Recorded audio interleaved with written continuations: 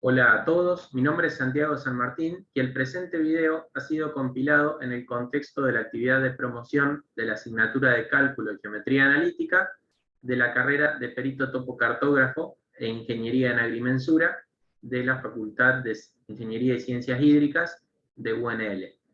Considerando las carreras en las que esta materia se desarrolla, me pareció interesante ampliar los contenidos referidos a un problema que muchas veces se enfrenta en el desarrollo profesional de tales carreras, que es el cálculo de un área en el plano. Para esto, busqué un poco de bibliografía para ampliar no solamente lo que hemos trabajado en el secundario, en el primario y en estos primeros pasos en el estudio universitario, sino también buscar qué otras herramientas están disponibles. Un poco para repasar lo ya trabajado, consideremos primero la forma más básica de cálculo de área, que es cuando enfrentamos a una figura o a un polígono regular. Disponemos de una serie de fórmulas que se adaptan a triángulos, rectángulos, cuadrados, pentágonos, y en particular quiero que repasemos, porque probablemente lo tengamos un poco oxidado, la forma de calcular el área de un trapecio. Esta fórmula nos muestra que debemos considerar una base mayor, una base menor, una altura, y con todas esas herramientas podremos calcular el área de ese trapecio. El paso siguiente, cuando empezamos a poner un poco de dificultad al desafío de calcular un área, es considerar un área donde conocemos los vértices, pero se trata de un polígono que escapa a un simple cuadrado, un simple rectángulo o un simple trapecio. Y ahí es que podemos aplicar un método denominado método de Gauss o método de los determinantes para el cálculo de área. También se lo llama método del cordón, del shoelace, dependiendo del idioma de la bibliografía que consultemos.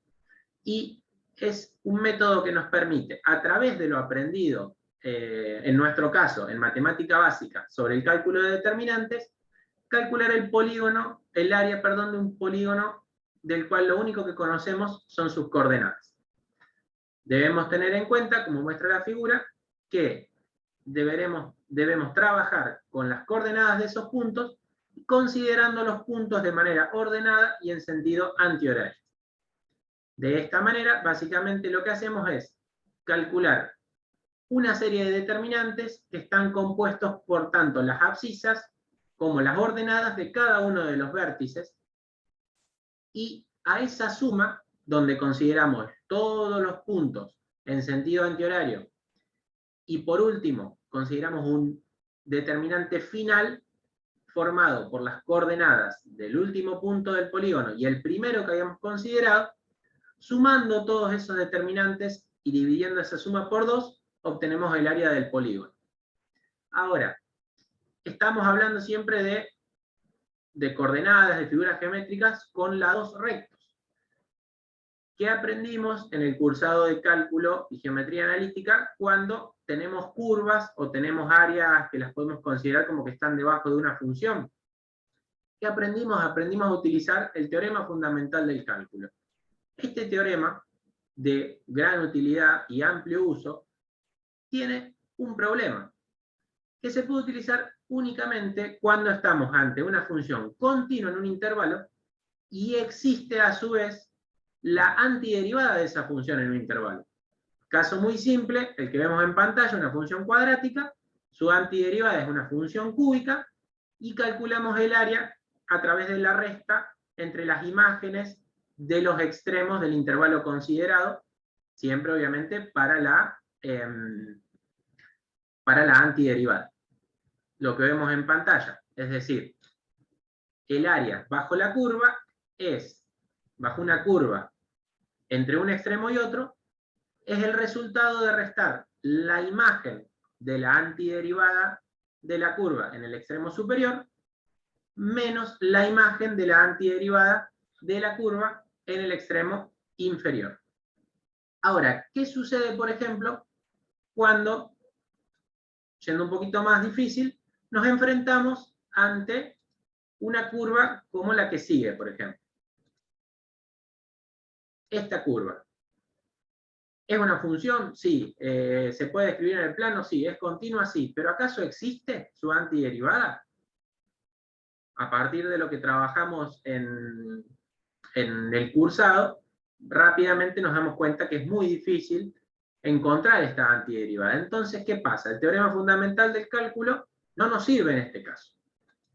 Pasaría lo mismo con esta función, donde con las herramientas que tenemos no podemos obtener la expresión de la antiderivada.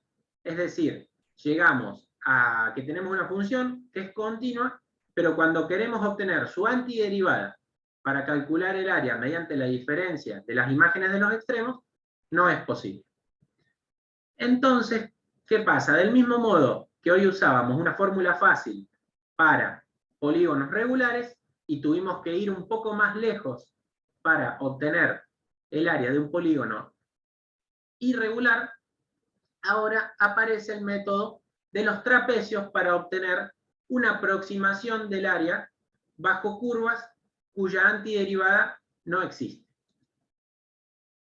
Básicamente, el método se basa en considerar una serie de trapecios por debajo de la curva, donde la base mayor va a ser la imagen en un punto, la base menor va a ser la imagen en un punto anterior, y la altura va a ser la diferencia entre las abscisas de esos puntos.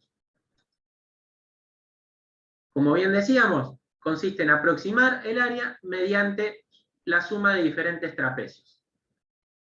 Mediante todo un tratamiento y desarrollo algebraico que lamentablemente escapa al tiempo que disponemos en esta actividad, lo que hacemos es considerar la expresión de cada uno de estos trapecios, sumarlos y obtener así una fórmula que nos permita simplificar el cálculo y no tener que considerar el área de cada trapecio en particular.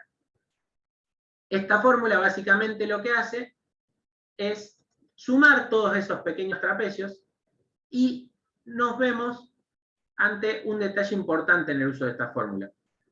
Cuanto más intervalos consideremos, es decir, cuanto menor sea, el ancho de cada intervalo, obtendremos una aproximación cada vez más cercana. Si bien este método es engorroso, nos permite superar la dificultad de la imposibilidad de usar el teorema fundamental del cálculo. Espero que esta ampliación de contenidos les haya resultado interesante y me despido de mi parte hasta el próximo cuatrimestre. Muchísimas gracias.